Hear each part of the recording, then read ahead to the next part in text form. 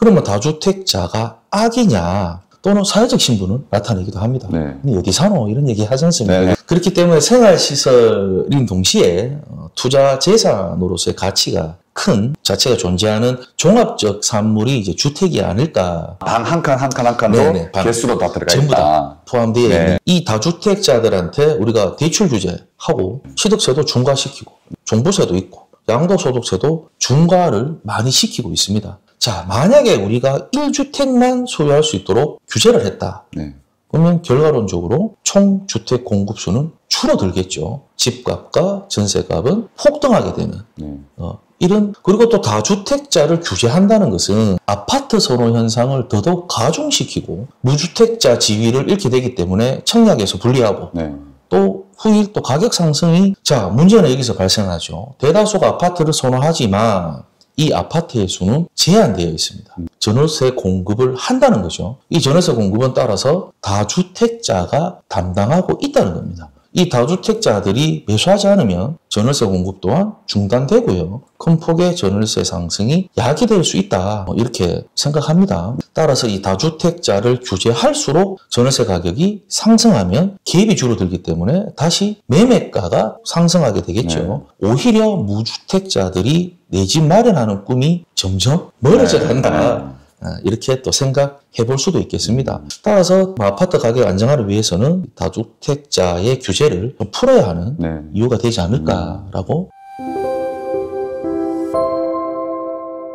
최근에는 이제 다주택자는 무조건 악으로 인식되는 경향이 있거든요. 이에 대한 어떤 교수님의 의견과 적절한 규제 혹은 세금은 또 어떻게 하는 게 맞을는지 얘기 좀 해주십시오. 그렇습니다. 지금 우리 자본주의 사회에서 이 주택은 사실 은신처 개념을 넘어섰죠. 경제적 제하고 인간의 욕망인 부의 축적 그리고 뭐 소유의 대상에 대해서 소득을 창출시키기도 하고요. 또는 사회적 신분을 나타내기도 합니다. 어디 사노? 이런 얘기 하지 않습니까? 그렇기 때문에 생활시설인 동시에 투자 재산으로서의 가치가 큰 자체가 존재하는 종합적 산물이 이제 주택이 아닐까라고 보는데 이 다주택자가 집을 많이 가져서 즉 갭 투자 이런 걸로 인해서 부동산 가격에 거품이 낀다 이런 얘기들을 많이 하죠. 악이다라는 얘기합니다. 맞을 수도 있고 틀릴 수도 있지 않나. 시대 상황에 따라서 좀 달라져야 된다라고 보여집니다. 주택 보급률 얘기를 안 할 수가 없는데 노무현 정부 때 얘기가 있었죠. 주택 보급률 100% 넘었다.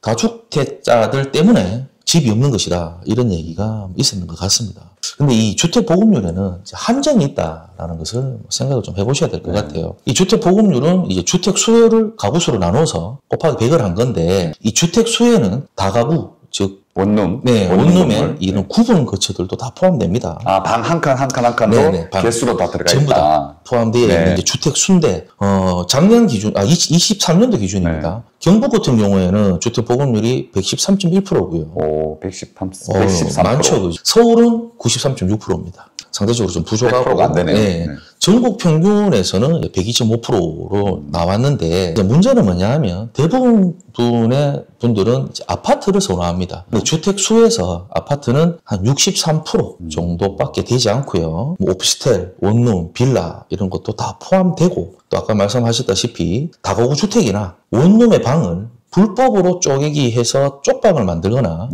반지하, 지하 이런 주택들도 전부 다 적정주택으로 간주해서 주택수에 포함되어 있다는 거죠. 그리고 뭐 원룸에 4인 가구, 3인 가구 살지 못합니다. 그렇죠. 지난 정부 시절에 임대주택 문재인 전 대통령이 가셔서 아주 넓네 라고 얘기 한번 하셨다가 많은 비판을 받으셨죠. 원룸 건물 좁은 집에 들어가셔서 이 정도면 뭐 개도 키우겠다 하면서 좀 그런 얘기 하셨다가 많은 비판을 받으셨습니다. 근데 지금 양산에 아주 큰 데서 살고 계시죠. 그리고 또 이런 인원 현상으로 인한 시골의 빈집들, 폐가들도 다 이 주택수에 포함되어 있다는 겁니다. 그리고 또 문제는 이제 외국인이죠.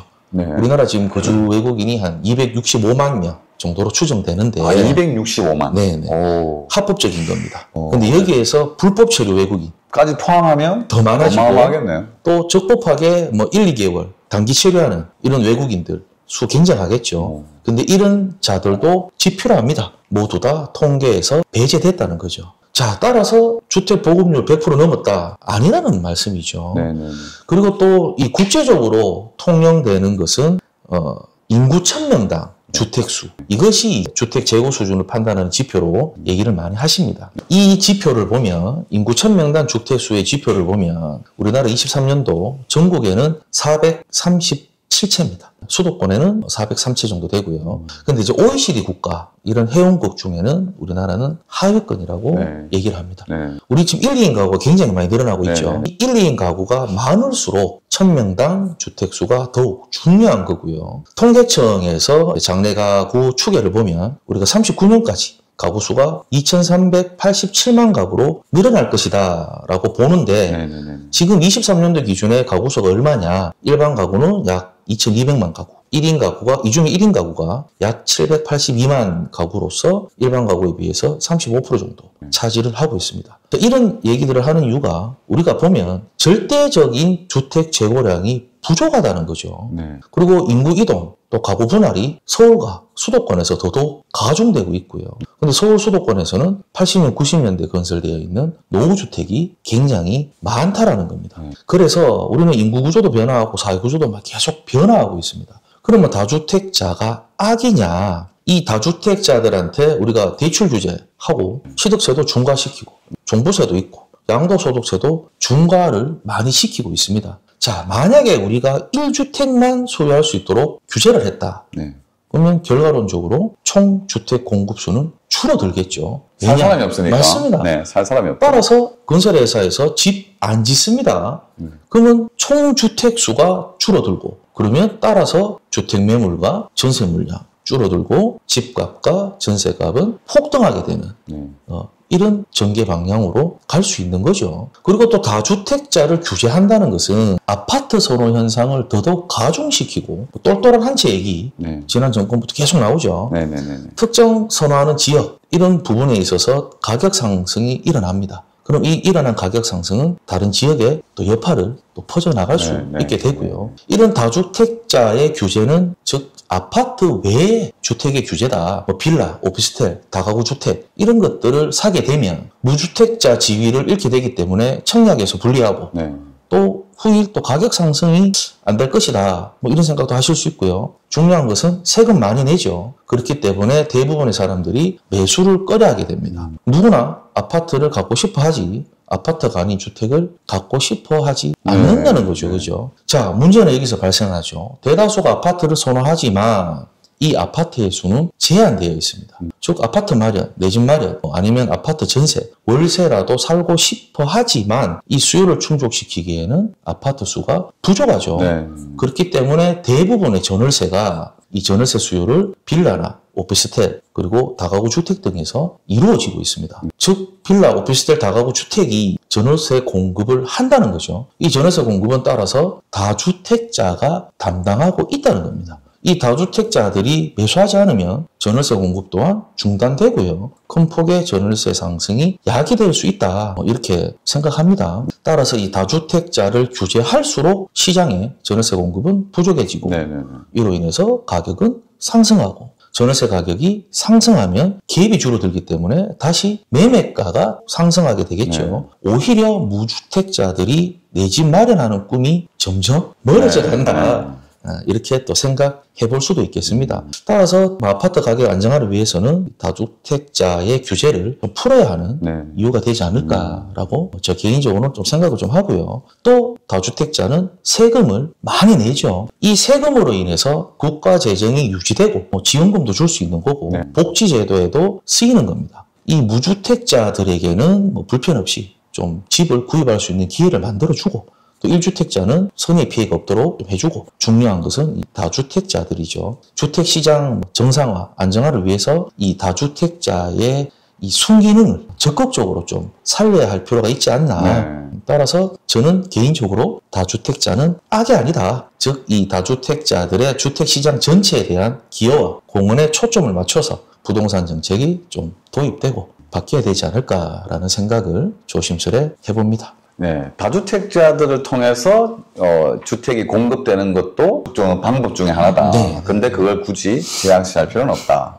네. 저는 만촌동에서 복덕 부동산 중개 경매 컨설팅 업체를 운영하고 있고요. 복덕 부동산 네, 중개 경매 컨설팅. 경매까지 네, 컨설팅 하시고 네, 하고 있고요. 저 대구 한의대 부동산학부의 초빙 교수로 있기도 하고 또 대구과학대 또 가톨릭대학교 부동산학과에서 출강하기도 하고 부동산 관련해서 다양한 활동을 하고 있는 박인석이라고 합니다. 네. 그 어디 만촌동이신가요? 그 무열로 있는 그쪽 라인으로. 네. 요즘 그 동네는 분위기가 어떻습니까? 아직 경기가 좋아질 그런 모습들은 보이지 않고 있습니다. 그쪽은 그러면 이제 아파트 위주보다는 주택 위주의 그래도. 네, 저는 아파트 앞에 있지 않고요. 단독주택 그 지역에 있고 주로 소규모 건물, 상가, 주택 위주로 하고 있습니다. 그리고 경매 쪽도. 네, 경매 컨설팅과 직접 경매도 하시고 컨설팅도 하시고. 네, 그 법원에 또 매수대리 등록되어 있는. 네. 그렇습니다. 경매 물건은 좀 좋은 게 있습니까? 요즘?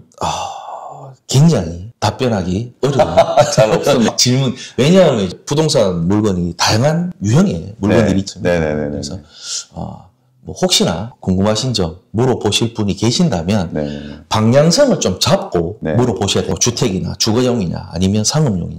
그래서 이제 부동산 좋은 물건 좋은 게 있냐 이건 되게 의심스러운 질문이군요. 방향을 잡아서 아파트 시장의 경매 물건은 좀 괜찮냐, 상가 물건에 대한 경매는 좀 나오냐, 어떤 방향을 잡아가지고 질문을. 투자자분들은 각자의 또 자기 성향들이 있으실 거기 때문에 그 방향성을 어느 정도는 잡으셔야 또 좋은 물건을 또 찾으시는 그런 기회가 되지 않으실까. 생각됩니다. 죄송합니다. 좀 어리석은 질문을. 아닙니다. 별 말씀을 다 하십니다. 전반적인, 그러면, 어쨌거나 이제 경매 관련해서도, 교수님을 통해서 질문을, 의뢰를 하면 좋을 것 같습니다. 하여튼 오늘 장시간 이렇게 좀 답변을 많이 해주셔서 너무 감사드립니다. 별 말씀입니다. 부동산 정책 관련해가지고도 강의를 많이 하시는 걸로 알고 있는데, 앞으로도 좀 저희 구독자들을 위해서, 부동산 정책 관련해서 어떤 정책이 나오면 한 번씩 이렇게 좀 시간을 마련해 주시면 감사하겠습니다. 오늘 장기간 수고하셨습니다. 너무 감사드립니다. 감사합니다.